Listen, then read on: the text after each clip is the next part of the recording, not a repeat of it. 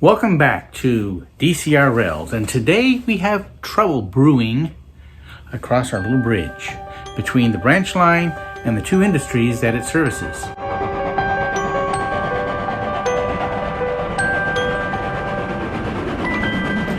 You see, I got the bridge put into place and thought it'd be alright, but when the trains go over it, they derail. And the problem with the railroad is if the trains are derailing and they aren't working very well, yet it just gets really frustrating to use. And as you can see, I haven't started much on scenery and doing any of the model building with the buildings and such, because I'm still trying to get my trains to run correctly. And to fix that, I've got a bridge that needs a better support.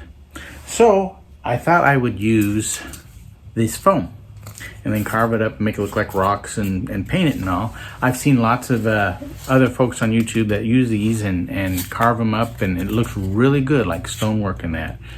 But then I got to thinking, why not use real stones?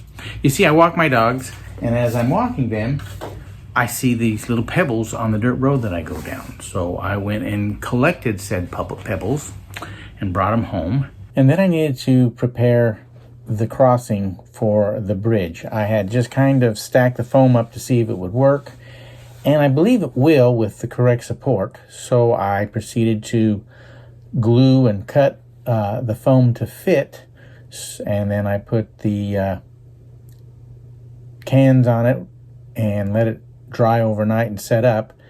Once the glue was in place and set and I had the gap in place, I then proceeded to measure the distances and the width and that my support columns needed to be, and then took the foam and began to cut it out so it would fit into place.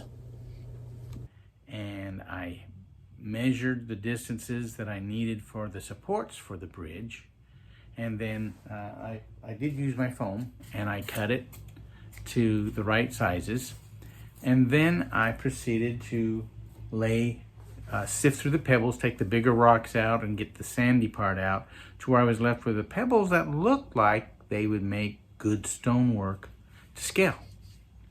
So I proceeded to glue the stone to the foam using the techniques that I've learned from various of the other YouTube channels on how they do ballast and scenery and that. I put some water in the glue. Unfortunately, it wasn't a 50-50 mix. It was more like a, 70-30 mix. So the glue wasn't as good, so I then just ran straight glue through it and covered it and let it set overnight, and I think the stonework turned out pretty good. So it's just a matter of putting the stonework up under the bridge and testing it out, and now the trains run over top of the bridge just fine. Love it. So I'm really happy with the way that this thing's turned out. But now the branch line can switch out the two industries on the other side of the gap over the tracks and that, and the trains run under it just fine, the trains run over it just fine.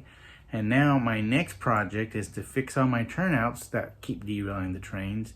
And I think once I have the turnouts and the bridges and everything secure and support, the trains will run better, except for the cars that are my older stock that came with the original layouts and are more of a toy than a model. But I think I get the 4 ounces on them, and I work with the couplers and the wheels and that. I should be able to get them to run pretty good and practice weathering on them. So it's coming along. But the thing I'm really happy with is this bridge. I think the supports look great, and I think it will hold the bridge up, and the trains will be secure and sturdy on it. And so the problem with derailments and the problems on the bridge, I believe, are solved. And now we fix the turnouts, and we should be good to go. And I can finally start working on the scenery, the mountains, and the buildings, as well as begin running reliable operations. So I think I have crossed a line here and able to do that out here in the garage on the Smuteye Central. Thanks for watching. If it was helpful, give me a thumbs up, share it, and be sure to subscribe for more of this to come. Thank you, and keep on keeping on.